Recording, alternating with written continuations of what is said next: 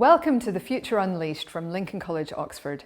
I'm your host, Helen O'Hara, and joining me today is Tariq Mahmoud, who is a senior designer of men's shoes at Louis Vuitton. Since he graduated from the Royal College of Art just over a decade ago, luxury fashion houses have been Tariq's stock in trade. His first postgraduate job was at the Paris house Givenchy before moving to the London-based Burberry for just over 7 years.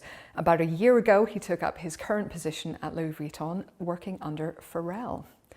So today we are in the romantically named room 14.2 at Lincoln. Like many Oxford colleges, Lincoln's staircases are all numbered. So this is staircase 14, room 2.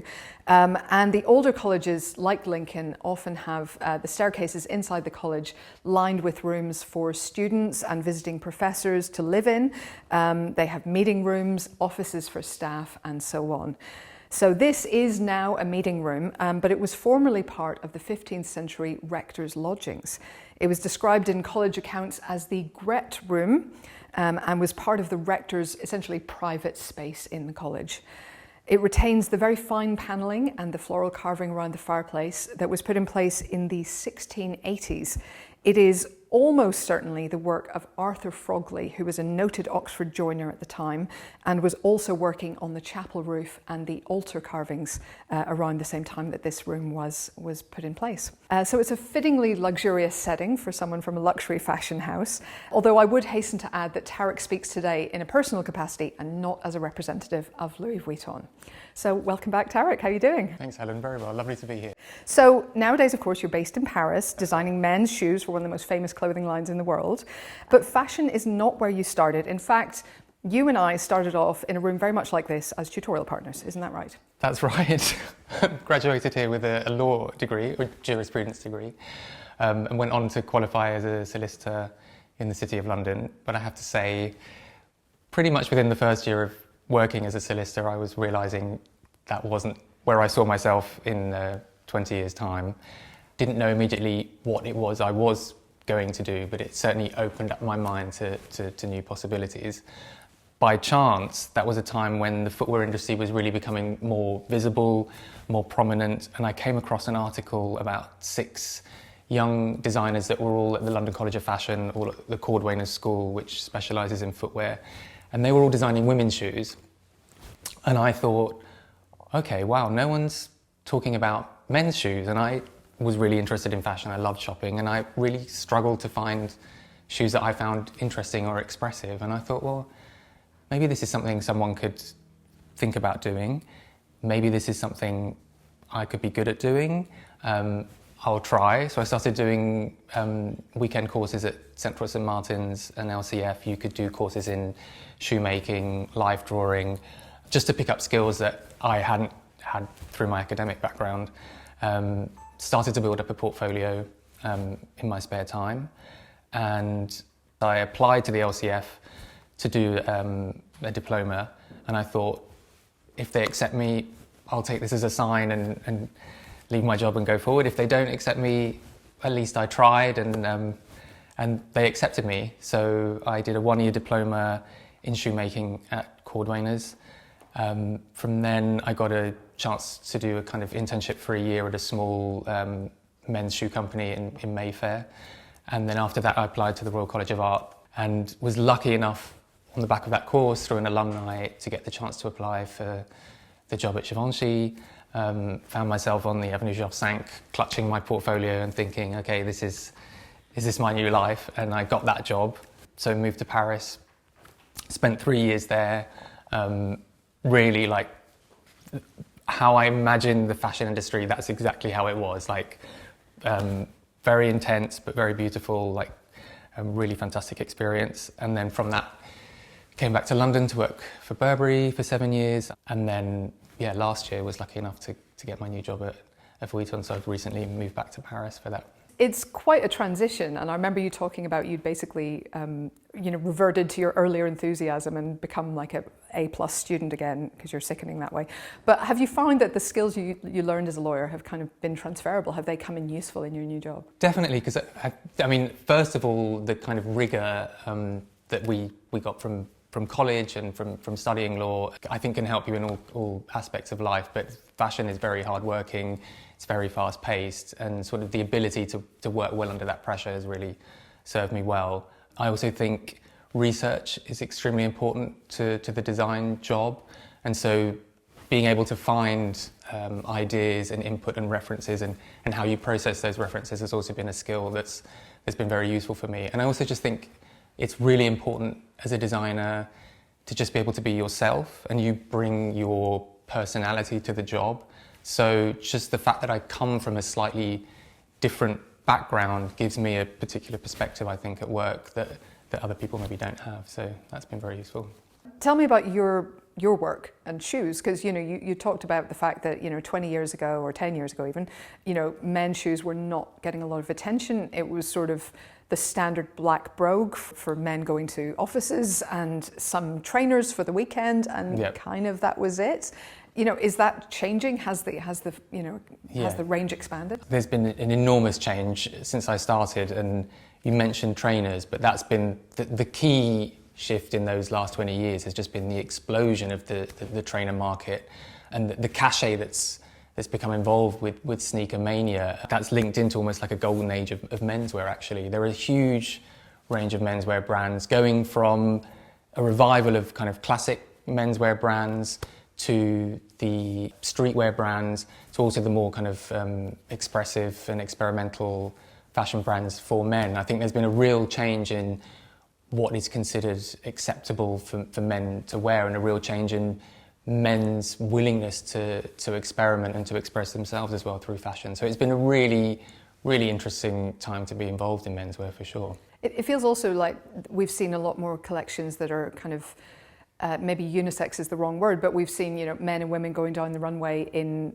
kind of the same clothes and being used interchangeably, and a lot sort of blurring of those gender line binaries. Yeah, and a lot of the crossover is actually menswear for women. That tends to be the direction. But there's also some interest in the other way, in men wearing heels. I did my dissertation actually at college on men in heels. Men in heels is also a trend, and that's also becoming more of a thing. So there's a lot more experimentation. It's a really interesting time to be a designer in that sense. Anyone whose style you really admire?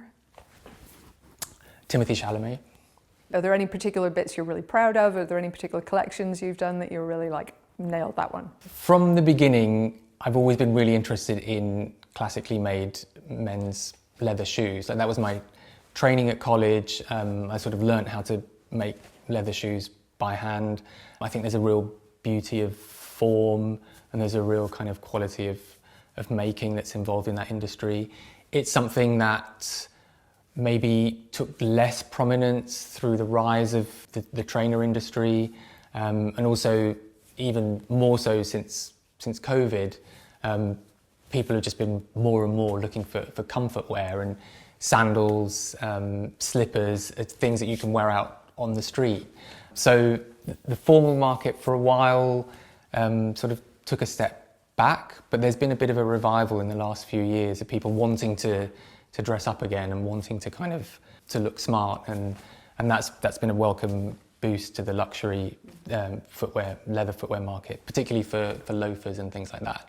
So I'm always really interested and eager in working on new formal shapes, and it can be very small changes to the product, because something that's very classic, as soon as you slightly change the proportion or the line, can seem already very new, and that's something that I enjoy doing.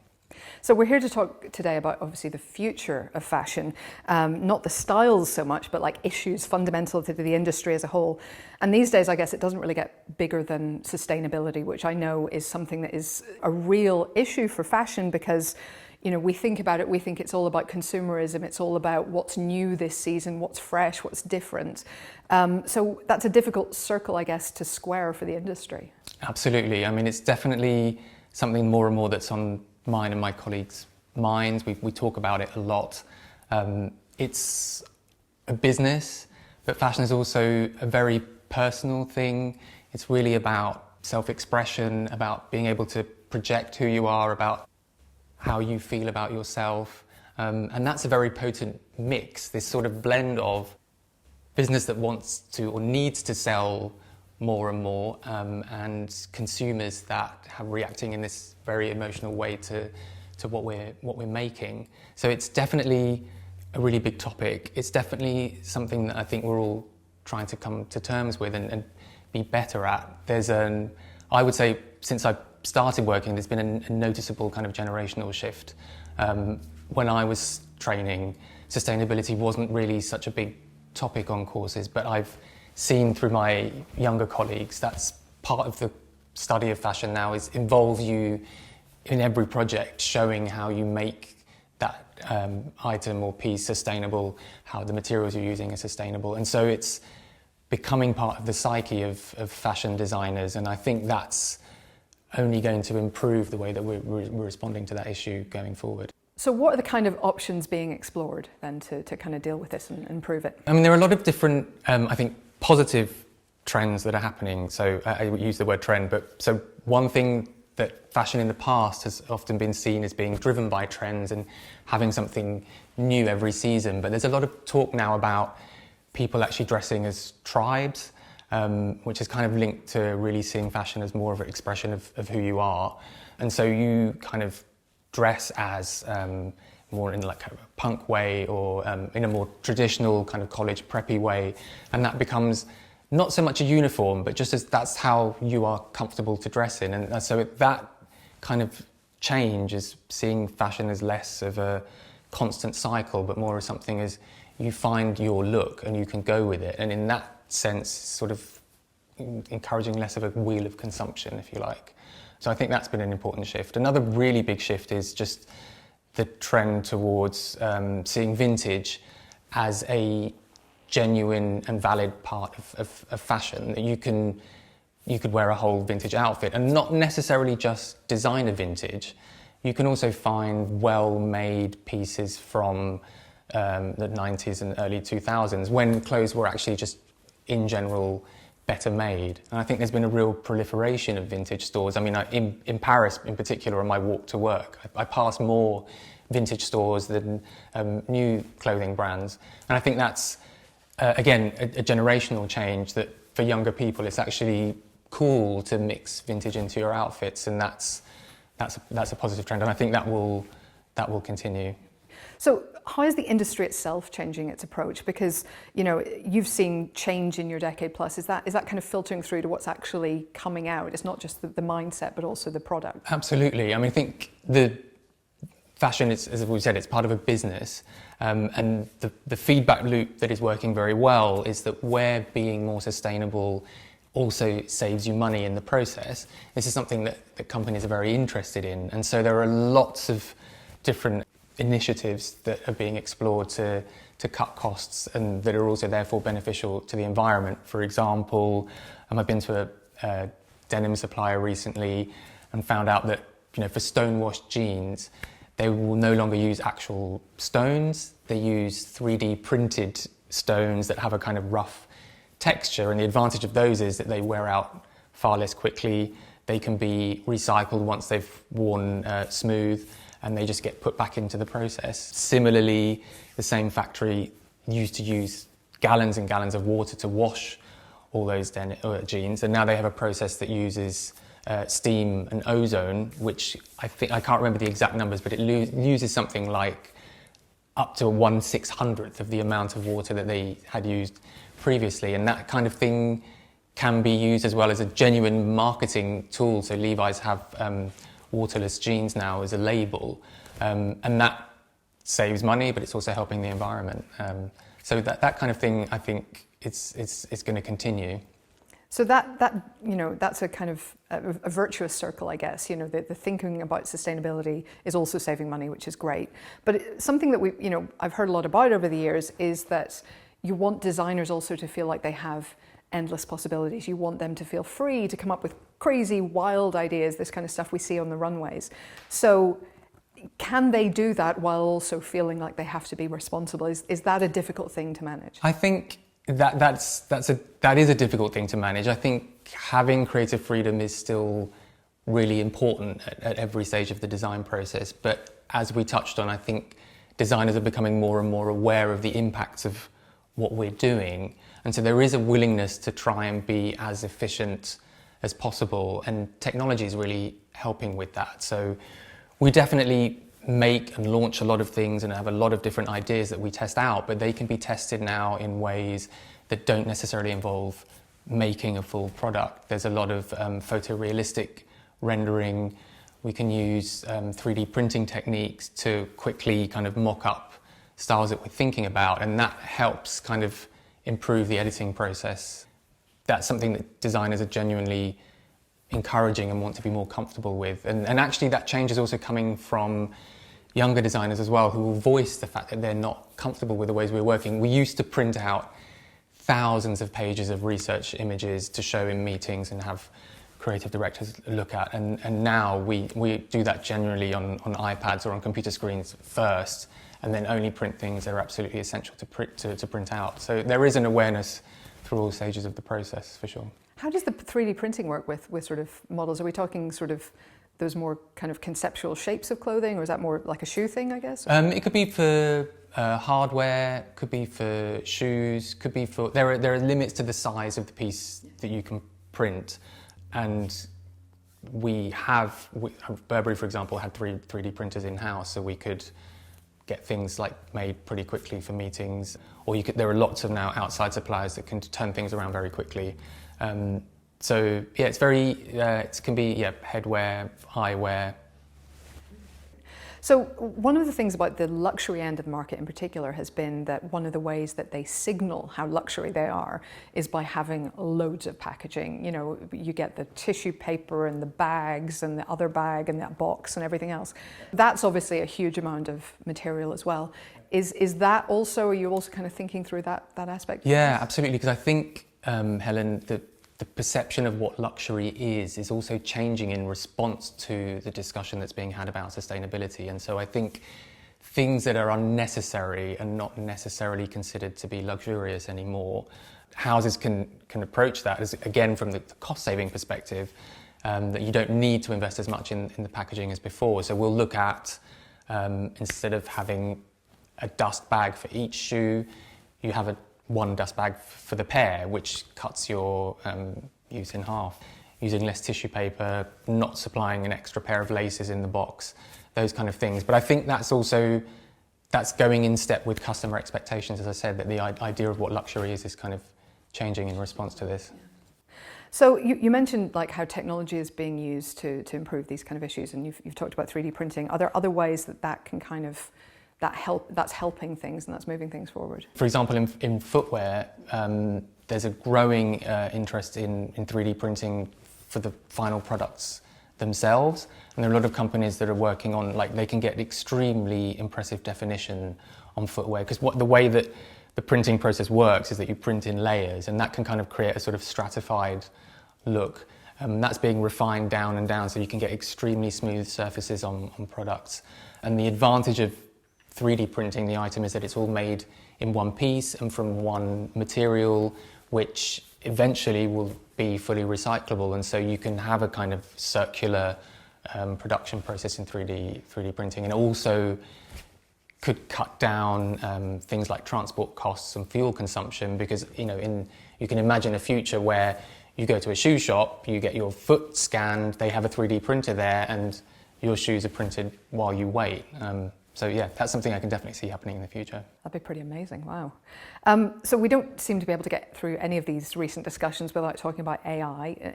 Is the fashion industry interested in AI? How are they using it? What are the sort of dangers, I guess, for them? Very, very interested. It's a big topic. It's kind of, I think, as everywhere, replaced NFTs as the big point of discussion over the last couple of years.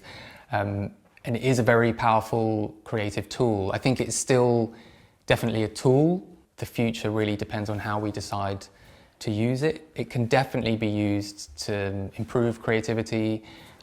We use it sort of at the beginning of the design process to throw out lots of iterations of ideas. It can kind of open up avenues that maybe you hadn't thought of. But at the same time, having been involved in that process, it definitely still needs a human eye, because it's artificial intelligence, but it's not necessarily artificial taste.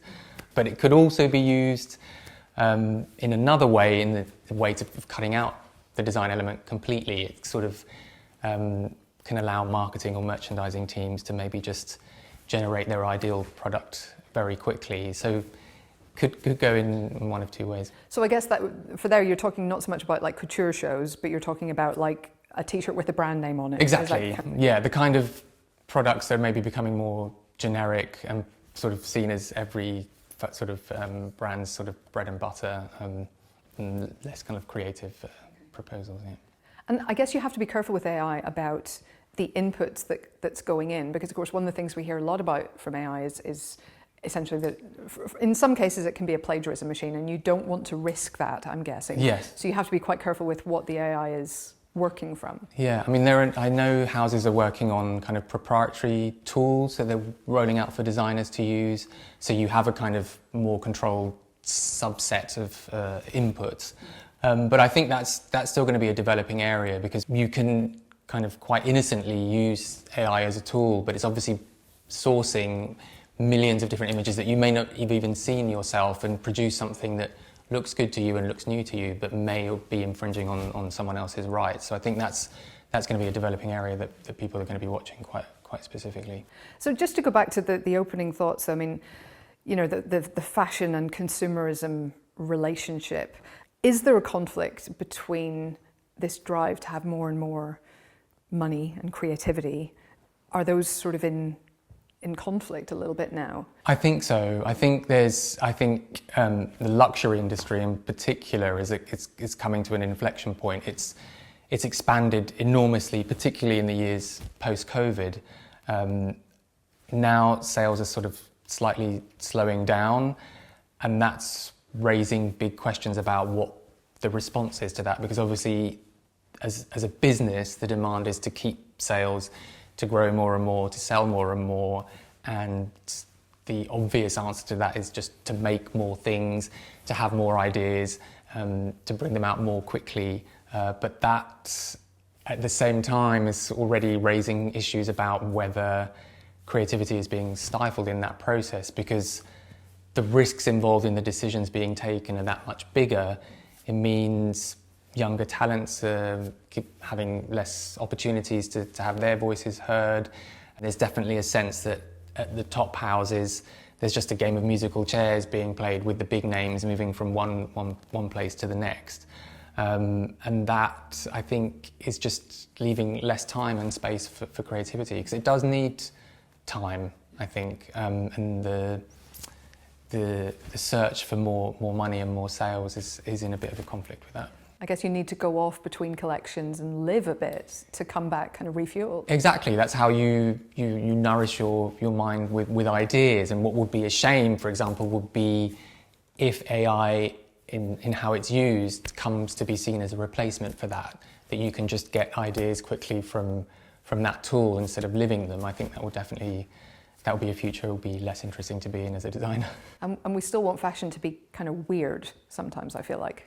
Yes, because it's still like, it's again going back to the idea of it being this emotional connection and this way of expressing yourself. I think, honestly, something that was purely machine made, you would lose that kind of connection. I think having that human element in clothing is important for consumers as well. What are kind of some fashion favourites of yours, like some inflection points that you feel like were big in the industry? Not necessarily shoe-based, but just things that really stick out in your head. I mean, I think there's this, I don't think I'm alone in this, but there was this kind of general view of the late 90s and early 2000s as this kind of golden age of designers in the era of McQueen and Galliano. Tom Ford at Gucci, is that? Tom Ford at Gucci, exactly, that era. And this sense that the risk-taking and that kind of explosion of creativity that was really sort of the birth of the growth of luxury fashion. I think at the time houses were willing to give more freedom to designers to really express themselves without so much of a commercial framework as there is nowadays, which is it's understandable. As I said, there are just the sums involved today are just staggering compared to the early 2000s. That said, those heady days were also maybe associated with working practices that that today are no longer considered appropriate. Certainly post-COVID, I think while fashion is still a real passion for everybody involved, there's been a rebalancing about how to assess your work-life balance as well, and that's changed. Absolutely, and for the better, absolutely. Yeah. Just a quick question, I mean, fast fashion and the lower end of the scale is not where you've worked, it's not your area of expertise, I know, but it does feel like there's been, maybe to me anyway, it feels like there's been a hollowing out of the middle. There's the fast fashion, very quick, very cheap, terrible working practices brands, and there's the really luxury end of the market, and it feels like the middle has maybe suffered as a result of those. Is that your impression inside the industry as well? I think that's something that's been replicated across many industries, but it is either the case of, things that are being able to be sold at a lower price point that have a very quick turnover, or you have to go to the higher end of the market, to luxury brands to in the search of maybe more creativity or more quality. But it feels like the middle ground is harder and harder to find, because it's hard to appeal to the customer that actually maybe can only afford to buy fast fashion, and it's hard to maybe take the customer that's willing to spend thousands of pounds on a luxury item and attract them with your sort of mid-range product without having the marketing and the cachet that goes with it. I could see a potential for a middle ground if you could get to a point where the offer is about well-made, mid-priced products that are designed to last, that are less about a luxury status or a fashion status and more about, this is just a really good pair of jeans that you can keep for years, repair, bring back to us to be repaired. I think that is a proposition that maybe could survive in the middle, but it would also require a kind of shift in consumer sentiment, and that's something I could see in the future. Well, fingers crossed. So in this search to kind of get rid of a bit of wastage and be more kind of streamlined, does that mean you have to think more about how things are going to sell and really focus on what's commercial in that sense? The bar for how much we need to sell of any particular product is being raised higher and higher. Certainly because that's just more responsible in the sense of the costs of getting those products into the store, the cost of potential wastage if they don't sell. There's definitely more of a focus on having products that would sell maybe 80 or 90% in store, and that they wouldn't have to go through into sales, or that wouldn't potentially have to be wasted. I mean, in France, for example, there's actually a law passed that products cannot be destroyed. Wow. In France. That's been a change. So there's more awareness of building that into the collection planning process. So, I mean, at the risk of being wildly reductive, how do you figure out what's going to sell 90%? Is there a lot of research done? Is it a vibes check? How do you manage that? I think a combination of both. I mean, there's a lot of data available internally on sales, especially things that are sold on the internet. There's a lot of customer data available from what's sold in stores. So it's based on past and current sales. It's also based on personal points of view about the strength of ideas. It's a little bit based on looking at what other competitors are selling and what's seen on the marketplace. So a combination of those things. Linking also with particular stores and their experience of talking to customers and what they see as selling. I think that process is actually going to be more and more refined, and actually technology and AI eventually improving that process of understanding the flow of sales, what sells when and where and in which particular region. And I think that's only going to improve our understanding of what the viability of products is. And there's been a move in recent years to have clothes in stores almost immediately after they debut on the runway. Is that part of that same kind of fast-moving kind of response to the world? That's an element that's, I think, been driven a bit by the fast fashion approach of things, and luxury houses certainly experimented with that. While I was at Burberry, there was this sort of trend towards see now, buy now. But that was actually, I think, almost more wasteful, because it involved kind of projecting sales even further ahead without having the chance to see the response to the show, because you had to kind of order everything all in advance, whereas the more standard model is putting things out on the runway first. You create a very small collection and then you produce and sell after the fact. And I think also taking that extra time to work on the product is a more sustainable and luxurious approach. Okay, so for our listeners who are not familiar with Lincoln, we've been asking everybody, what 3 words would you use to describe college? Small but perfect. I think one of the things that really attracted me about the college when I applied was the fact that it is small, and that gives it a real sense of community, and it's very easy to feel at home here, and I've really appreciated the relationships I've built with my former fellow students such as yourself. So I think the smallness is a real positive thing about the college, and that's what makes it perfect. So obviously we're talking about the future today. As kind of stewards of the future, what advice would you give to current or maybe incoming students to Lincoln? I think always be aware of who you are, and if you find yourself in a situation where you think this isn't maybe where I want to be, don't be afraid of taking the chance to change that, because you will be able to if you put your mind to it. Tariq Mahmoud, thank you so much for coming in. Thank you, Helen. It's been a pleasure.